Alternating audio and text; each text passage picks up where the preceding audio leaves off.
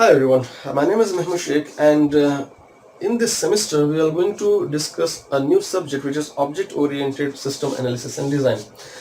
In our earlier semesters we have discussed everything about system analysis and design, and in this semester we will introducing a concept of object-oriented approach in analyzing and designing a software system. Okay, so here I have listed down some points, and based on these points we will take our discussion in this class. Okay, so we will start our discussion with the what is system analysis and design. Okay, so although we have covered this topic of system analysis and design when we were discussing that subject, but still we will have a small explanation of that point or that concept in this class as well. Okay, and then we will move on to introduction to object oriented system analysis and design, and then we will have a comparison between traditional approach of designing a system and object oriented way of designing a system, and last we have need for object oriented approach. Okay, yes, now we will start our discussion with the first point, which is what is system analysis and design. Okay, so this topic we had covered in our earlier semesters, so I'm sure you guys already know what is system analysis and design. Okay, so we will just have a small explanation of this topic. Okay, so system analysis and design is an approach of analyzing and designing a software solution or software applications. So here the term system refers to a software application, and software application cannot be developed within hours or within days. It takes months and sometimes it takes years for completing a stable and efficient software application. Okay, so when it takes this much of time to develop any software, it cannot be happen that there will be only one phase of designing a software. Okay, so since it's taking too much of time, since it's taking months and years of time, so there must be some various stages involved in developing that system, and developers have to go through with these activities and with these phases. Okay, and in our earlier semesters we have discussed those activities which software development team has to go through for designing and developing the software. Okay, so what are those activities? Those activities are requirement gathering, where requirements will be taken from the client and put them in the form of a list. Okay, which the system analyst will discuss further with their team. Okay, and they will all of them will sit together to analyze those requirements to come up with the solution, whether it's possible to develop such kind of system or not. Okay, so that is the first phase of system analysis and design. Okay, and the next step is analysis. Once the requirements is collected, then company or the team has to analyze those requirements, and the next step is designing the system, where the database has to be designed, where the complete flow of the software will be designed. Okay, where the various components will be designed and how these components needs to interact with each other. All those activities will be put on the paper. Okay, and then next they will go for implementing, they will go for writing the code for that software, and once they complete implementation, they will go for testing that product. Okay, if the software passes all the testing rules and regulations, then that software needs to be installed in the client side. Okay, and then last step is maintenance. Okay, so all these activities are involved in developing any software application. Okay, so this subject, which is system analysis and design, deals about some of these activities. Okay, system analysis and design. Okay, so system means any software application, and in that subject we discussed how we get the requirements, what are those things needs to be taken care at the time of collecting the requirements, and how a proper analysis will be made on those requirements so that they can come up with the better solution. Okay, and once the analysis has been made, then how they can design a better solution for that software. So all those things we had discussed in this system analysis and design subject. So now we have to further take this subject ahead to start learning how we can make our systems, how we can design our system more efficient, and what latest approach or methodologies we can use at the time of analyzing and designing the system. All these things we will be going to cover in this subject, which is object oriented system analysis and design.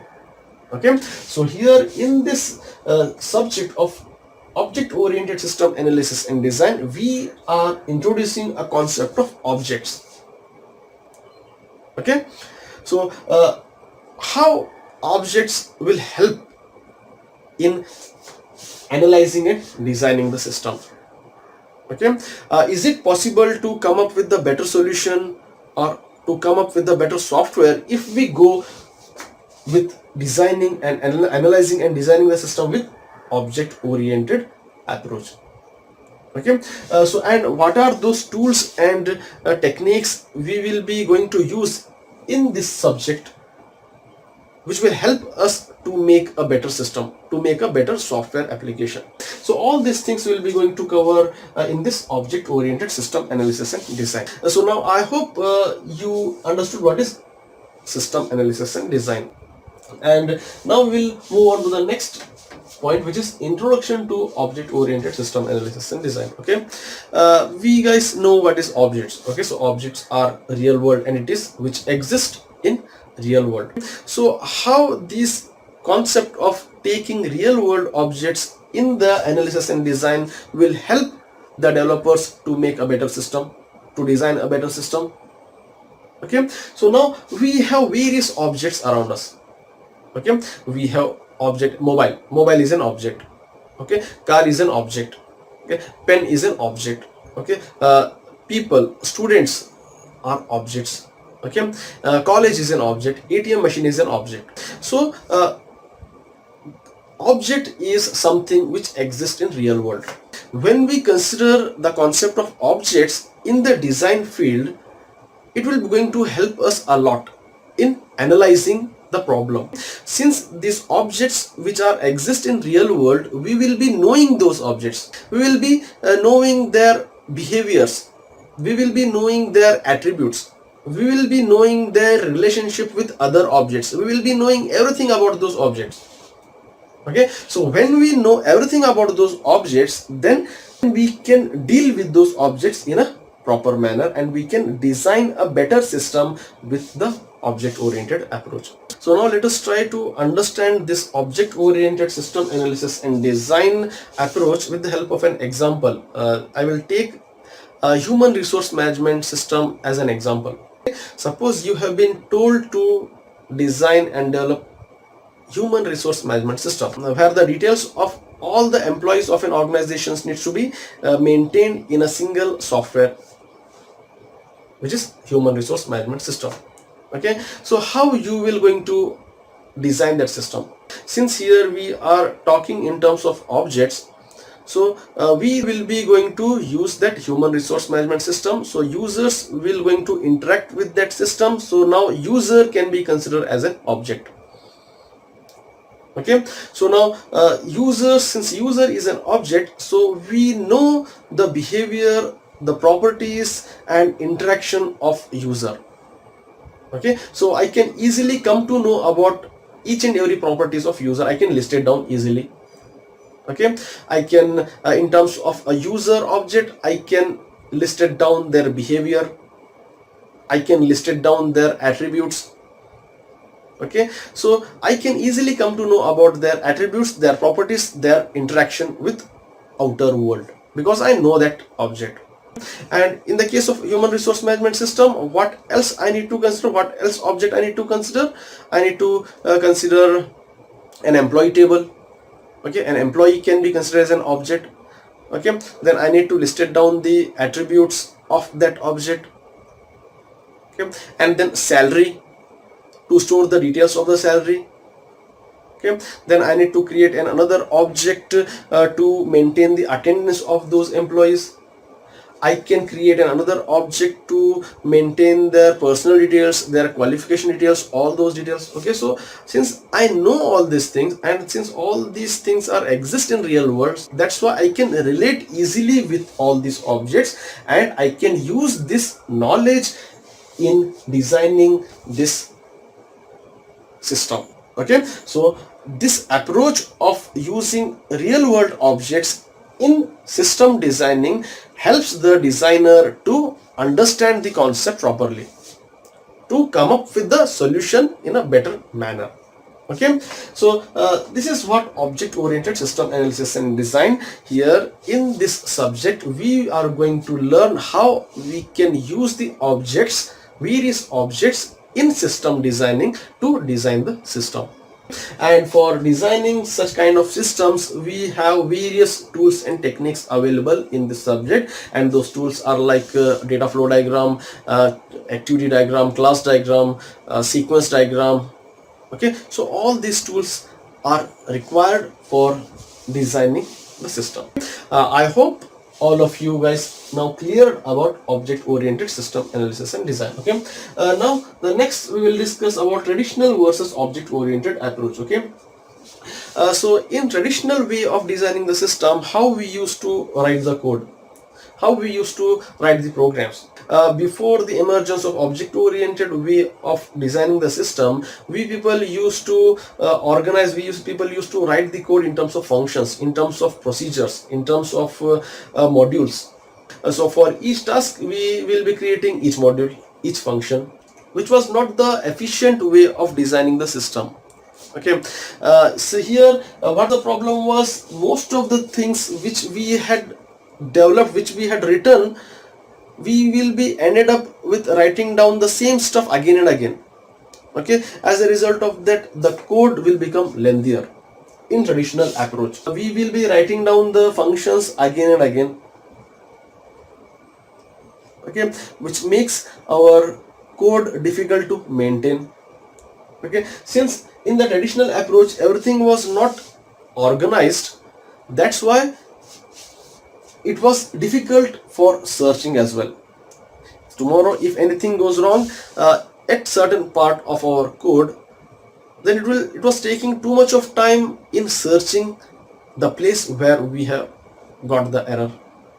Okay, so searching was difficult, maintaining the programs, updation was difficult.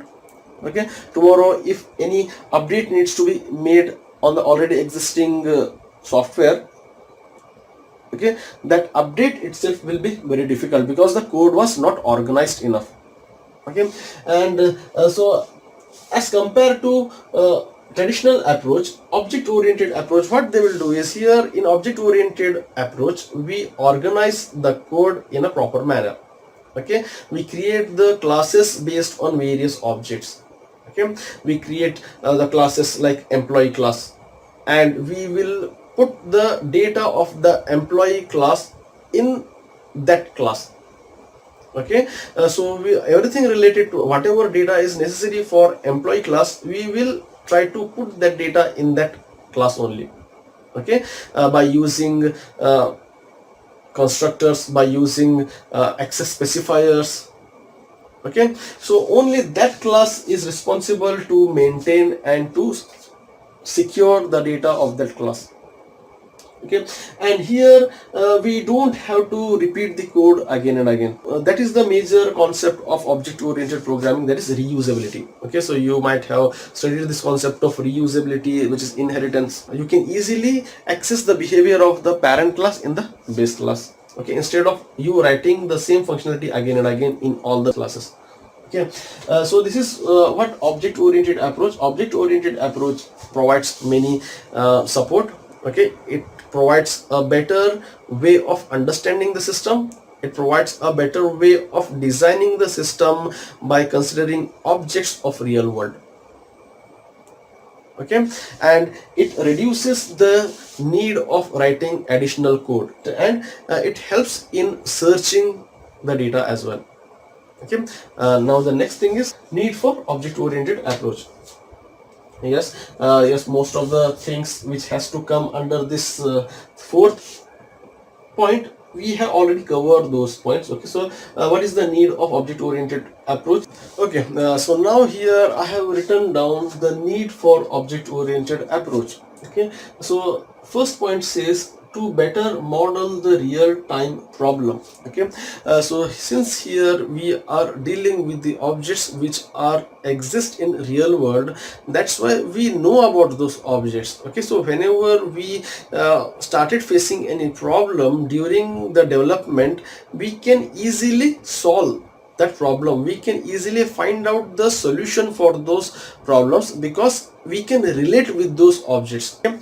And then the next point says easier to adopt changing requirements. Okay, so if we go with the approach of object oriented method, then we can design such kind of systems which are flexible enough, which are capable enough to change itself, which can be capable enough to adapt the changing requirements. So the systems can become flexible enough to respond properly with the changing needs of the requirement. Okay, suppose today we have developed a system and after a few years client wants us to make additional feature in the same software. Since that software was developed following the approach of object oriented methodology, then we won't be finding any problem, we won't be finding any difficulty in adopting that system according to the changing requirements. Okay, so we can easily make the changes in the existing system because that system was developed using the approach of object oriented methodology. Okay, we can easily make changes in such systems. Okay, next thing is easier to maintain. Yes, that's what I said, the code will be organized in a better manner where we can easily find out the errors, we can easily make the changes. Tomorrow if you want to make any changes, we can easily make those changes. If we want to search any details, we can easily search the appropriate files where we want to make the changes, we can easily maintain our project. Then able to handle errors during execution. Okay, so this we can make robust systems using object oriented approach. Okay, able to handle errors during execution, we can develop, we can design such kind of systems which are capable enough to handle errors during execution. And now the last need is promote better design and code reusability. If we want better design of our system, if we want the code reusability where we have to write less code to achieve large functionality, then we have to go with object oriented system approach. Okay, we have to use the object oriented system analysis and design approach of designing the software. So if you have these many need in your system, then you better go with object oriented system analysis and design. So this is about a little introduction about object oriented system analysis and design. Okay, so in our next lesson we will see what are those various reasons. Okay, we will just take this further ahead to discuss what are the various reasons why we have to move to object oriented system analysis and design. Okay, so I hope you guys understood what is SAD, system analysis and design, and what is object oriented system analysis and design, what is the comparison between system analysis and design and object oriented system analysis and design, and what are the need for using object oriented approach. Okay, so that's all for this lecture guys. I will see you guys in my next lesson, and thanks for watching.